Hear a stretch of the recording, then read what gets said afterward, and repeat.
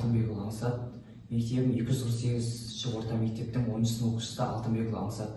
Менің өнертапқышқа алғашқы қадам жобасына жасаған жобаларым, бірінші күзге күтім жасайтын, ең бірінші осындай робототехника жасадым. Бұған қолданылған заттар USB кабель және де Arduino Uno арқылы жасадым. Және сымдар және батарея. Осы арқылы мен бұның мақсаты гүлге, біз көбінесе жобаны алатын болсақ, біз үйде гүлге суюды ұмытамыз.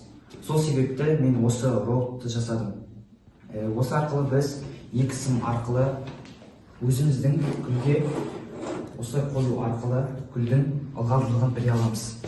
Қалай білеміз десек, осы компьютерге қарасақ, өзінің